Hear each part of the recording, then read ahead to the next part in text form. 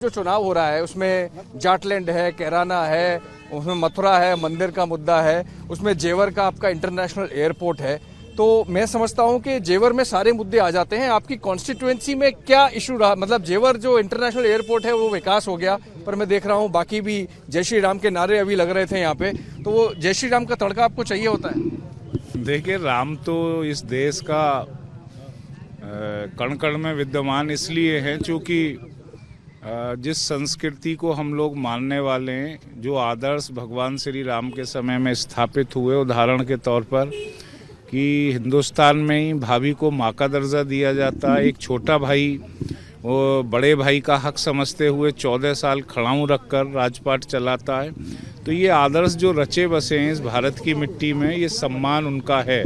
लेकिन जेवर की जहाँ तक हम बात करें, आज जेवर दुनिया के नक्शे पर बहुत तेज़ी से कौंधा है। वो इसलिए कि एशिया का सबसे बड़ा एयरपोर्ट यहाँ आया, ग्रैंड फिल्म सिटी यहाँ बनने जा रही है 10,000 करोड़ की, मेडिकल डिवाइस पार्क पूरे देश के लिए 5 मंजूर हुए थे, एक उत्तर प्रदेश को मिला और वो भी जेवर में बनना है।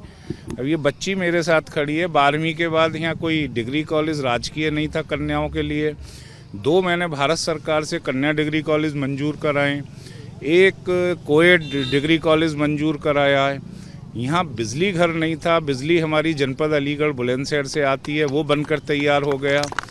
दूसरा, एक बहुत बड़ा मल्टी स्पेशलिटी अस्पताल एम्स की तर्ज पर हम बनवाने जा रहे हैं सेक्टर 22 में, हाईवे के किनारे।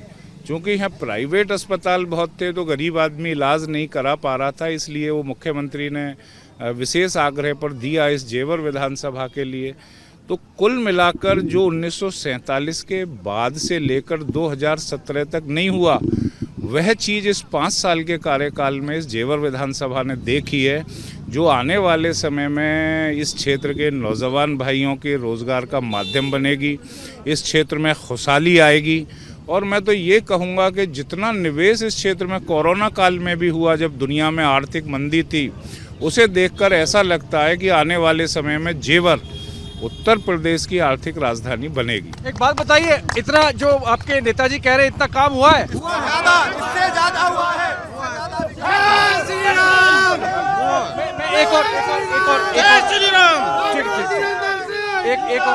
एक और बात पूछ, एक और बात, अगर आपने इतना सब काम किया है और आपकी काफी सारी चीजें जो आपने बताई वो भारतीय जनता पार्टी के मैनिफेस्टो में भी मैंने देखा, परसों जो आया उसमें थी, आपको लगता है उसके कारण सभी समुदाय आपके साथ हो पाएंगे, या जो एक बात चलती है कि पोलराइजेशन, ध्रुवीकरण है, वो उसका असर दिखेगा, इसलिए भी कि आप पहले कांग्रेस से आते हैं? देखिए, मैं 5 साल लोगों के बीच में रहा। आज जो लोग मेरे सामने चुनाव लड़ रहे हैं वो आयातित लोग हैं, कहीं नज़र नहीं आए वो। आज उनके पास कोई मुद्दा नहीं है, सिर्फ जातीयता की आड़ में वो लोगों को दिग्भ्रमित कर रहे हैं। ये मैं जहाँ खड़ा हुआ हूँ, नीम का गांव है, ये जाटों का गांव है, जाट बिरादरी का, और बहुतायत 90% मेरे साथ हैं, भारतीय जनता पार्टी को वोट दे रहे हैं।